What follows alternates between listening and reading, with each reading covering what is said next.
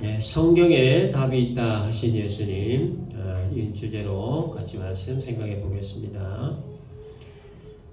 예수님께서 38년 된 병자를 고치신 일과 또 병 고침 받은 자가 자리를 들고 걸어갔던 일을 본 이 유대인들은 불치병이 나았다는 것에 대한 이 사실보다는 안식일에 하지 말아야 할 일을 했다 하는 것에만 치중을 해서 예수님을 비난하고 정죄했습니다. 특별히 하나님을 자신의 친아버지라 부르며 또 하나님과 동등한 존재라 라고 말씀하신 것과 또 하나님과 같은 권세를 가지고 있다 라고 하는 예수님 말씀에 큰 거부 반응을 보이며 이제 죽이려고까지 했습니다. 예수님 오늘 본문에서 좀 더 구체적으로 자신이 구원자이심을 증명하는 이제 말씀들을 하셨는데, 첫 번째 증거는 세례 요한의 증거입니다. 33절을 보면 너희가 요한에게 사람을 보내매 요한이 진리에 대하여 증언하였느니라 라고 하셨습니다. 예수님보다 먼저 와서 복음을 전하며 회개를 선포하는 세례 요한이 등장을 했을 때 사람들은 기다리던 메시아가 온 줄 알고 회개의 세례를 받기 위해 요한에게 몰려들었습니다. 이 소식을 들은 유대 종교 지도자들은 이 사람이 진짜 메시아인가의 여부를 검증하기 위해 제사장과 레위인들을 세례 요한에게 보내서 몇 가지 질문들을 했는데, 세례 요한은 자신은 메시아가 아니고 또 예수 그리스도가 메시아다 이렇게 답변을 했습니다. 세례 요한의 말을 들은 제사장들과 레위인들은 세례 요한을 검증하기 위해 파견을 받아 왔기 때문에 세례 요한이 했던 이 말을 예루살렘에 돌아가서 공회에 보고를 했습니다. 따라서 유대인들은 38년 된 병자 고치신 예수님이 바로 세례 요한이 증언했던 바로 그 사람, 즉 메시아다라고 하는 사실을 알고 있는 상황이었습니다. 그래서 예수님이 33절에서 너희가 요한에게 사람을 보내매 요한이 진리에 대하여 증언했다 이렇게 말씀을 하신 겁니다. 세례 요한을 통해 이미 예수님이 메시아라고 하는 이 사실이 증언되었다 그런 얘기죠. 당시에 세례 요한은 사람들이 다 인정하는 선지자였습니다. 따라서 이 세례 요한은 헛된 말을 하는 사람들이 아니고 오직 참되고 진실된 말을 하는 사람이다 하는 것을 모두가 인정했던 그런 사람이었습니다. 그 세례 요한이 예수님을 하나님의 아들이라 증언을 했고 그리스도라 증언을 했다면 유대인들이 이 세례 요한의 말을 들었어야 했고 또 믿었어야 했는데, 근데 유대인들은 믿지를 않았습니다. 증언이 없어서 믿지 않은 것이 아니라 증언이 있었어도 믿지 않았다라는 겁니다. 자, 두 번째 증거는 예수님이 행하신 표적입니다. 36절에서 예수님은 내게는 요한의 증거보다 더 큰 증거가 있으니 아버지께서 내게 주사 이루게 하시는 역사 곧 내가 하는 그 역사가 아버지께서 나를 보내신 것을 나를 위하여 증언하는 것이다 이렇게 말씀하셨습니다. 여기서 말하는 이 역사는 예수님께서 하신 모든 일들을 말하는데 특별히 표적 행하신 일들을 말합니다. 가나 혼인잔치집에서 물로 포도주를 만드셨던 일, 38년 된 병자를 고치신 일, 왕의 신하의 아들을 고치신 일, 이 모든 일들이 바로 예수께서 하신 일, 즉 표적 행하신 일들이다라는 게. 그런데 예수께서 행하셨던 이 표적 행하는 일은 아무나 할 수 있는 일이 아니죠. 오직 메시아만 할 수 있는 일이었습니다. 현대의학이 아무리 발달한 지금이라도 38년 된 병자를 낫게 하는 일은 거의 불가능에 가깝죠. 또 물고기 2마리와 보리떡 5개로 5,000명을 먹이신 일은 이건 뭐 상상조차 할 수 없는 일입니다. 죽은 자를 살리는 일은 생명의 주관자이신 하나님 아니면 할 수 없는 일입니다. 그러나 예수님은 38년 된 병자를 고치셨고 물고기 2마리와 보리떡 5개로 5,000명 먹이셨고 또 죽은 자를 살리셨습니다. 이것이 바로 예수님이 메시아이심을 증명하는 표적들이라는 거죠. 따라서 세례 요한이 예수는 하나님의 아들이다 그리스도다라고 증언했던 그 말을 믿지 않는다 하더라도 그러나 예수님께서 표적 행하신 이 일들만큼은 믿었어야만 했다라는 거예요. 예수님이 행하신 표적이 바로 예수님이 메시아임을 증명하는 분명한 일이었기 때문이에요. 그러나 유대인들은 예수님께서 행하신 이 표적을 보고도 믿지를 않았습니다. 세 번째 증거는 하나님이에요. 37절에 보면 또한 나를 보내신 아버지께서 친히 나를 위하여 증언하셨다라고 왔습니다. 이게 언제쯤 얘기냐면 예수께서 세례 받으신 때 이런 얘기가 나왔습니다. 그 예수님 세례 받으신 장면이 기록되는 마태복음 3장 16, 17절을 보면 예수님께서 세례를 받으시고 곧 물에서 올라오실새 하늘이 열리고 하나님의 성령이 비둘기같이 내려 자기 위에 임하심을 보시더니 하늘로부터 소리가 있어 말씀하시되 이는 내 사랑하는 아들이요 내 기뻐하는 자라 하시니라 라고 했습니다. 예수께서 세례 요한으로부터 세례를 받으셨을 때 성부 하나님이 성자 예수님을 향하여 내 사랑하는 아들이라고 분명히 말씀하셨습니다. 유대인들이 믿고 섬기는 하나님이 예수님을 향하여 내 아들이라 분명하게 말씀하셨다는 거예요. 그럼에도 유대인들은 하나님이 직접 말씀하셨음에도 증언하셨음에도 믿지를 않았습니다.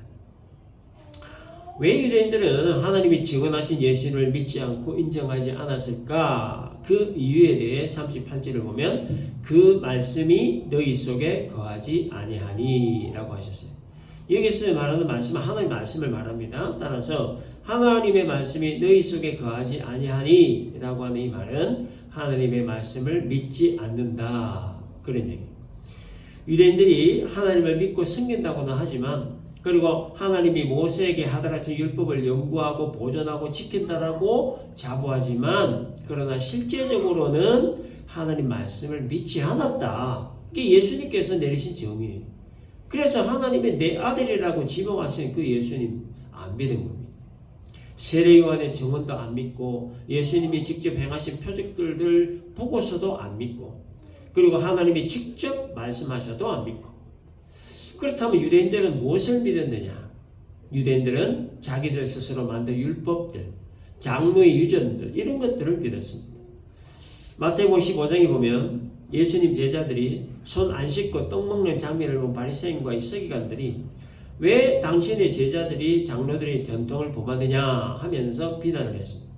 그때 예수님이 뭐라고 하셨느냐? 너희는 어찌하여 너희의 전통으로 하나님의 계명을 범하느냐라고 하시면서 하나님이 이르셨을 때 네 부모를 공경하라 하시고 또 아버지나 어머니를 비방하는 자는 반드시 죽임을 당하리라 하셨거늘 너희는 이르되 누구든지 아버지에게나 어머니에게 말하기를 내가 드려 유익하게 할 것이 하나님께 드림이 되었다고 얘기만 하면 그 부모를 공경할 것이 없다 하여 너희의 전통으로 하나님의 말씀을 피하는도다 이렇게 지적을 하셨습니다. 무슨 얘기냐면 하나님 말씀보다 자신들의 전통을 더 앞세우고 자기들이 만든 율법 조항들을 더 앞세우고 율법을 자신들 유리한 대로 해석하고 적용하는 이런 바리새인들의 외식주의, 율법주의 그리고 형식주의 폐단에 대해서 지적을 하셨던 겁니다. 그래서 유대인들이 예수님을 인정하지 않고 배척을 했던 그 궁극적 이유가 뭐냐면 결국 하나님의 말씀을 믿지 않았기 때문이다 라고 하는 겁니다. 네 번째 증거는 성경입니다. 39절 보면 너희가 성경에서 영생을 얻는 줄 생각하고 성경을 연구하거니와 이 성경이 곧 내게 대하여 증언하는 것이다 라고 하셨죠. 유대인들은 구약 성경 특히 모세오경 창세기 출애굽기 레위기 민수기 신명기 이 모세오경 이 율법서들을 줄줄 외울 정도로 열심히 연구하고 암기하고 그랬었는데 그럼에도 불구하고 이들은 그 속에서 예수님을 발견하지 못했습니다. 구약 성경에서 직접 간접적으로 예표해 놓은 예수님에 대한 내용을 전혀 발견하지 못했어요. 율법을 통해서 구원 얻기를 간절히 원했지만 그러나 그 구원의 주체자이신 예수님을 찾지를 못한 겁니다. 그래서 40절에서 예수님은 너희가 영생을 얻기 위하여 내게 오기를 원하지 아니하는도다 이렇게 한탄하시며 말씀하신 거예요. 율법을 연구하는 자라고 하면 율법에서 예표하고 있는 메시아가 예수님이심을 발견했어야 된다 그런 얘기예요. 그러나 이들은 율법이 예표하고 있는 예수님이 오셔서도 인식을 하지 못했고 자기들 눈앞에 서 계셔도 믿지 않고 인정을 하지 않았습니다. 성경을 연구한다는 사람들이 왜 예수님이 메시아이심을 발견하지 못했는가에 대해 42절에서 이렇게 얘기합니다. 다만 하나님을 사랑하는 것이 너희 속에 없음을 알았노라. 이 이유 때문이라고 해요. 성경 정말 열심히 연구하고 줄줄 외울 정도로 무진장 애를 썼지만 중요한 것이 하나 빠졌는데 그게 바로 하나님을 사랑하는 마음이다 라고 하는 거예요. 하나님을 사랑한다면 하나님이 원하시는 일을 하는 것이 마땅한데, 그러나 이들이 하나님이 원하시는 일보다 자신들이 원하는 일들을 더 우선시했다, 그런 얘기예요. 이거는 결국 뭘 얘기하는 거냐면 하나님을 사랑하되 위선적으로 사랑했다라고 하는 것을 말해주는 거예요. 그래서 하나님을 사랑하는 것이 너희 속에 없다. 예수님은 위선적 사랑, 그건 사랑이 아니다라고 단정지어서 얘기하신 거예요. 그리고 마태복음 23장 23절에서 주님은 이렇게 얘기하셨습니다. 화 있을진저 외식하는 서기관들과 바리새인들이여, 너희가 박하와 회향과 근처의 11조는 들이되 율법에 더 중한 바 정의와 긍휼과 믿음은 버렸다, 이렇게 말씀하시면서 질책을 하셨는데, 그 이유가 바로 율법 너무나 잘 알고 지키려고 노력도 하지만 그러나 그 율법에 담겨있는 진정한 율법 정신 그리고 하나님의 사랑은 등한히 했다, 그런 얘기예요. 그래서 이들은 예수님께서 안식일에 병 고친 일 가지고 이거 발목 붙잡고 늘어진 거예요. 율법에 담겨져 있는 하나님의 사랑은 다 무시해버리고 그저 율법 어긴 그 자체만 가지고 발목을 붙잡고 시비를 건 거예요. 38년 동안 걷지 못했던 자가 고침받고 일어나 걷게 되었으면 축하해주고 기뻐해주는 게 이게 하나님 사랑의 실천 방법입니다. 그러나 자기들이 만든 안식일 규정 어겼다는 그 사실 하나만으로 비난하고 정죄한 것, 이것은 율법에 담긴 정신과 하나님 사랑을 망각한 행동이었다라는 거예요. 율법 속에서 하나님의 사랑을 발견하고 그 의미를 발견해야 했지만 그러나 유대인들은 하나님의 사랑도 의미도 아무것도 발견하지 못했던 겁니다. 그래서 구약에 예언되었던 예수님이 오셨어도 깨닫지를 못하고 세례 요한이 증언을 했어도 믿지 않았고 표적들을 많이 보여주셨어도 믿지 않았고 하나님이 직접 증언하셨어도 믿지 않았고 그리고 자기들과 직접 대면해서 하나님 나라 말씀을 전하셨어도 믿지 않은 겁니다. 그러다 결국 율법으로 예수님을 차단하고 말았던 겁니다. 유대인들이 예수님을 메시아로 믿지 않고 인정하지 않았던 또 다른 이유에 대해 44절에서 이렇게 얘기합니다. 너희가 서로 영광을 취하고 유일하신 하나님께로부터 오는 영광은 구하지 아니하니 어찌 나를 믿을 수 있겠느냐. 이 이유 때문에 이 말씀의 의미가 뭐냐면 유대인들이 율법을 연구한 목적이 자신들의 영광 때문이라는 거예요. 율법 연구에서 하나님 알고 하나님 사랑과 의미와 그 뜻을 제대로 깨달아서 하나님과 이웃을 진실로 사랑하고 섬기는 게 이게 주 목적이어야 되는데, 그러나 이들의 성경 연구 목적은 결과적으로 자신들의 그 영광이 되어버렸다는 거예요. 율법 연구를 통해서 하나님의 말씀하시지 않은 세부 조항들을 만들므로써 자신들의 그 명석한 두뇌와 뛰어난 지적 능력을 과시하고 그러면서 하나님과 친밀감이 깊다는 것을 내세우고 그래서 사람들로부터 인정받고 높임받고 영광받는 것, 결과적으로 이렇게 되어버리고 말았다는 거예요. 그 율법을 연구하는 동기나 어떤 목적이 변질이 되어버렸다라고 하는 겁니다. 바울도 당대 최고의 율법연구학교에서 율법 공부를 했지만 율법을 올바로 알지를 못했습니다. 율법만 배웠지 그 속에서 하나님의 사랑을 배우지 못했고 율법의 정신을 배우지 못했고 율법이 예표하고 있는 예수님을 배우지를 못했습니다.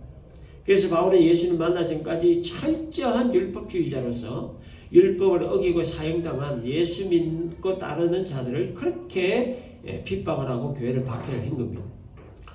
그러나 부활하신 예수님 만나고 난 이후 바울이 고백한 게 뭡니까? 빌립보서 3장 7절에서 9절까지 말씀 보면 무엇이든지 내게 유익하는 것을 내가 그리스도를 위하여 다 해로 여길 뿐더러 또한 모든 것을 해로 여김은 내 주 그리스도 예수를 아는 지식이 가장 고상하기 때문이라. 내가 그를 위하여 모든 것을 잃어버리고 배설물로 여김은 그리스도를 얻고 그 안에서 발견되려 함이니, 이런 고백이었죠.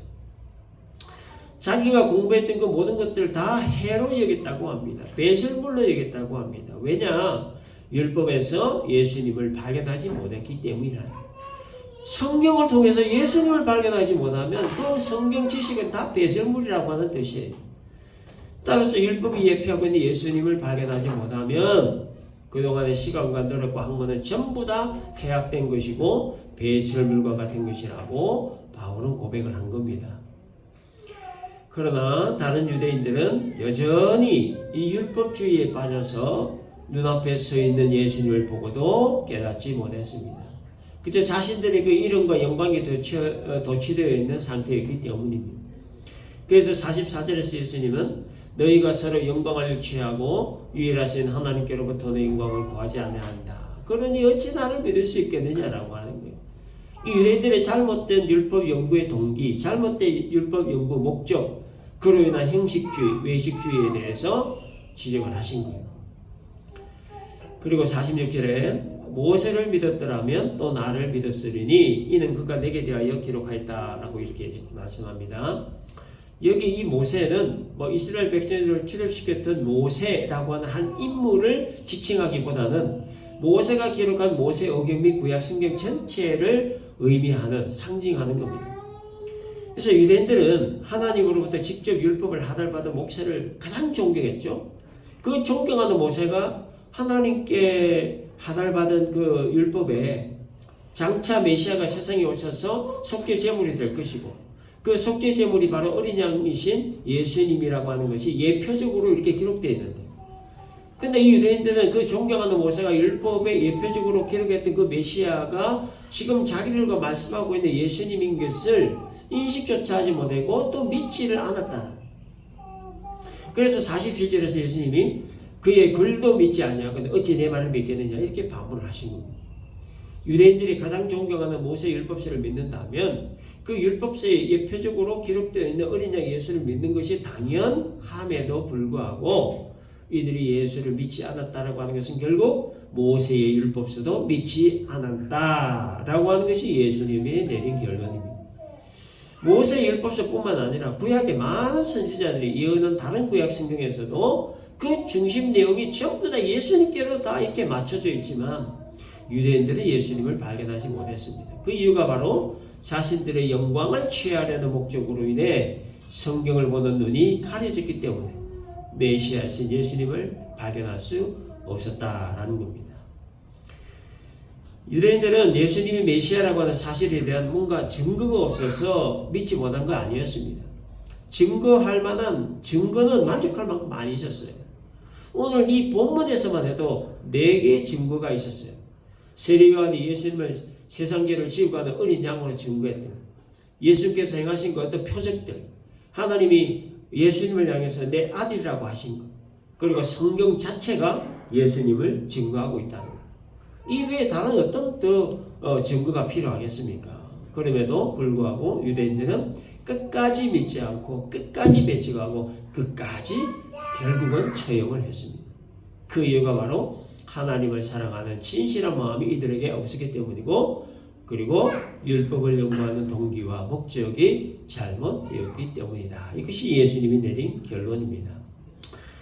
자, 그래서 우리가 오늘 본문 통해서 좀 더 깊이 생각을 해보자 좀 하는 것은 뭐냐면 성경에 관한 겁니다.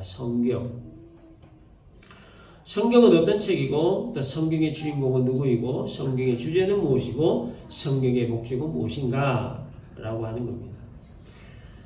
성경은 약 한 1600여 년에 걸쳐서 약 한 40여 명의 다양한 직업과 다양한 배경과 다양한 교육 수준과 다양한 시대의 사람들에 의해 기록된 책이죠. 성경 기록자들이 시간적으로 그리고 지역적으로 달리하고 있음에도 불구하고 그 주제는 한 곳으로 딱 맞추어져 있습니다. 뭡니까? 예수 그리스도를 향한 죄인 구원입니다. 예수님을 통한 죄인 구원에 그 주제가 맞춰져 있습니다. 왕, 정치인, 서기관, 제사장, 학자, 농부, 어부, 목자, 의사, 세리 등등 다양한 직업과 다양한 교육 수준과 다양한 배경과 다양한 시대 속에서도 예수 그리스도를 통한 죄인 구원이라고 하는 한 주제로 성경이 기록되어 있는데, 이렇게 될 수 있었던 것은 성령 하나님이 성경 기록자들에게 영적으로 감화하셨기 때문입니다. 성령께서 영적으로 감화하셨다라고 하는 말은 성경을 기록한 자들이 자기 생각, 자기 관점, 자기 경험을 가지고 성경을 자기 마음대로 기록하지 않도록 하시기 위해 성령께서 성경 기록자들의 생각과 관점과 경험들을 제어하셨다, 그런 뜻이에요. 성경 기록자들이 성경을 기록을 할 때 하나님의 의도나 뜻을 오류 없이 철저하게 기록하도록 하시기 위해 성령께서 성경 기록자들에게 감화하셨다. 그런 뜻이에요. 성경을 기록한 사람들이 함께 모여서 성경을 어떻게 기록할까? 어느 날이 전혀 없죠.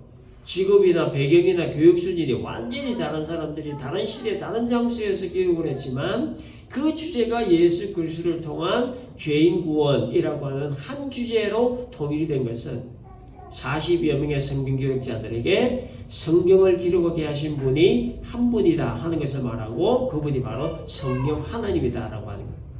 그러므로 성경은 어제도 오늘도 내일도 영원히 살아계신 하나님의 말씀, 진리의 말씀입니다.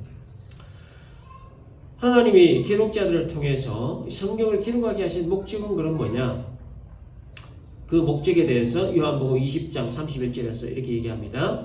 오직 이것을 기록함은 너희로 예수께서 하나님의 아들 그리스도였음을 믿게 하려 함이요 또 너희로 믿고 그 이름을 힘입어 생명을 얻게 하려 함이다. 이렇게 기록되어 있습니다. 성경 기록 목적에 대해서 세 가지를 얘기합니다. 첫째는 예수님은 하나님의 아들이시며 구원자가 되신다는 것을 믿게 하려 함이고, 두 번째는 예수 믿으면 구원과 영생 얻게 된다는 사실을 알게 하기 위함이고, 세 번째는 하나님의 백성으로서 이 땅을 어떻게 살아야 하는가에 대해 알려주기 위해, 기준을 제시해주기 위해 기록되었다라는 겁니다. 하나님의 아들이신 예수님께서 죄인 구원을 위해 낮고 천한 이 땅에 마리아의 몸을 빌려 성령으로 잉태되심으로 죄 없이 오셨고, 하나님 나라 천국 복음 전하시다 유대인들의 미움과 시기를 받아 억울한 누명과 모함과 매도 받으심으로 본디오 빌라도로부터 불의한 재판 받으시고, 로마 병정들에게 조롱과 멸시와 천대 받으시고, 십자가에 뻘거벗겨진 채로 못이 박히시고 물과 피를 다 쏟으심으로 자기 백성들의 죄를 해결하시고 구원의 길을 완성하신 예수님, 그 예수님이 바로 구원자이시다 하는 것을 알게 하시고, 그 구원자 예수를 믿는 자는 영생을 얻게 된다는 사실을 알게 하시기 위해, 그리고 예수 믿음으로 구원받고 영생 얻은 자들이 이 땅을 살아가는 그 삶의 방법과 삶의 의미와 삶의 목적과 삶의 목표에 대해서 알게 하실 목적으로 성경을 기록하게 하셨다라는 겁니다. 그러므로 성경은 완성된 구원과 영생의 길이 담겨있는 절대 진리의 책이다라는 거예요. 따라서 누구든지 성경 안에서 예수 그리스도를 발견할 수 있고 예수께서 완성하신 구원과 영생의 길을 발견할 수 있는 겁니다. 어느 누구든 성경 떠나서 예수 알 수 없어요. 구원과 영생의 길을 알 수 없습니다. 그러므로 구원받고 영생 얻고 하나님 나라 천국을 소망한다면 성경 안에 들어와야 합니다. 험하고 거친 인생길로 인해 몸과 마음에 지친 자들도 성경 안에 들어와야 합니다. 사람들로 인해 찢기고 상한 마음, 그래서 마음이 힘들고 괴로운 자들도 성경 안에 들어와야 합니다. 염려와 불안으로 인해 심신이 지친 자들도 성경 안에 들어와야 합니다. 왜냐? 성경 안에 답이 있기 때문입니다. 성경 안에 지친 마음을 쉬게 할 수 있는 길이 있고, 성경 안에 복잡하고 꼬인 인생의 문제를 해결할 수 있는 길이 있고, 성경 안에 찢기고 상한 마음 위로받고 세임 얻을 수 있는 길이 있고, 성경 안에 참된 의미와 가치와 목적을 찾을 수 있는 길이 있고, 성경 안에 구원의 길, 영생의 길, 천국의 길이 담겨있기 때문입니다. 그러므로 성경을 가까이 해야 합니다. 성경을 우리의 삶에 가장 가치 있는 것이 되도록 해야 하고, 성경을 우리의 삶의 지침서, 우리의 삶의 기준, 그리고 우리의 삶의 나침판으로 삼아야 된다라고 하는 겁니다. 정리합시다. 예수님께서 구원자이심을 증명하는 네 가지 증거. 첫째, 이 세례 요한의 증거. 둘째, 예수님이 행하신 표적들. 세 번째, 하나님. 네 번째, 성경 자체라는 것.